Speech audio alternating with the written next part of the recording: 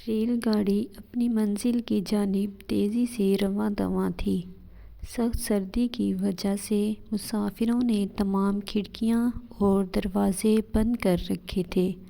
رات گہری اور سردی حد سے زیادہ بڑھ گئی تھی۔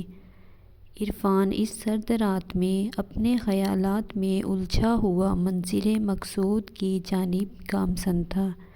آج اسے رہ رہ کر اپنی بوڑھی ماں کا خیال آ رہا تھا، جسے وہ روتا ہوا چھوڑ کر کام کی تلاش میں دوسرے شہر جا رہا تھا۔ عرفان شریف خاندان کا چشم و چراغ تھا۔ اس کا باپ ایک فیکٹری میں ملازم تھا۔ زندگی ہنسی خوشی بسر ہو رہی تھی، لیکن خدا کو کچھ اور ہی منظور تھا۔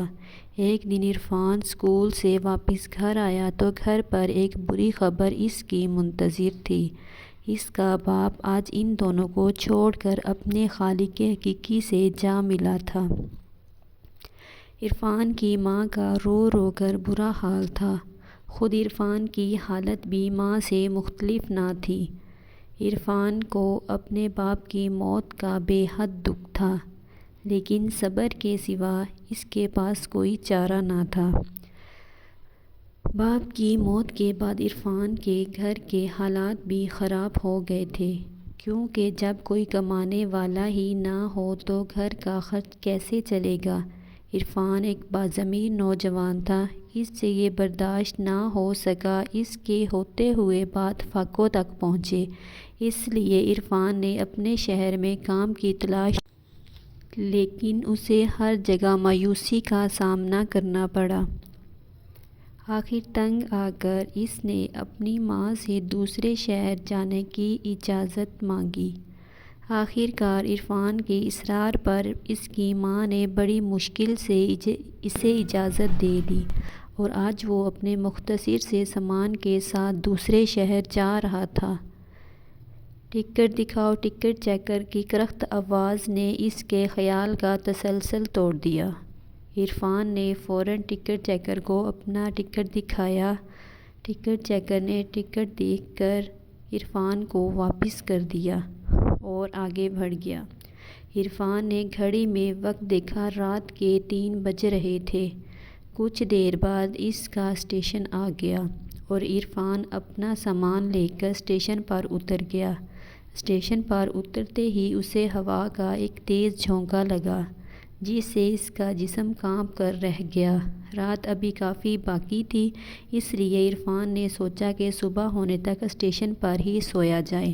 ابھی وہ سونے کے لیے مناسب جگہ تلاش کر ہی رہا تھا کہ اچانک اس کی نظر ایک پرس پر پڑی۔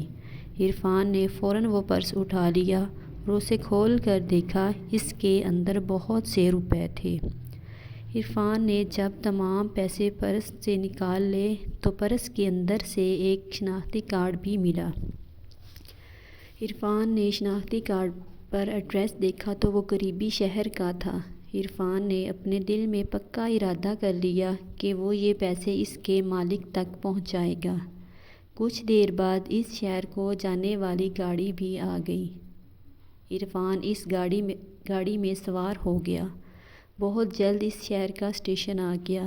عرفان گاڑی سے اترا اور مکان کی تلاش کرنے لگا۔ سورج اپنی کرنوں سے روشنی پھیلانے میں مصروف تھا۔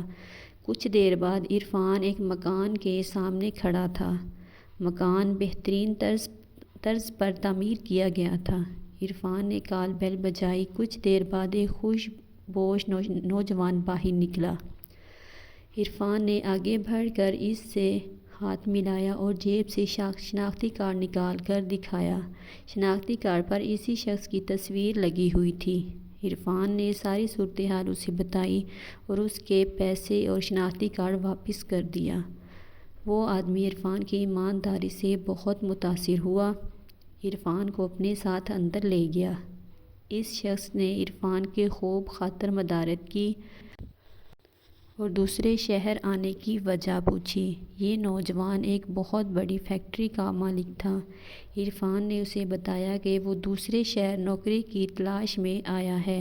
اس شخص نے عرفان کی ایمانداری کو دیکھتے ہوئے فوراً اپنی فیکٹری میں ملازم رکھ لیا۔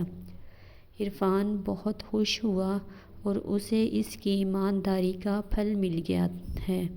اس کہانی سے ہمیں یہ سبق ملتا ہے کہ ہم پر چاہے کتنی مصیبت کیوں نہ ہو، مصیبت سے نہیں گھبرانا چاہیے اور ہمیں ایمانداری سے کام کرنا چاہیے۔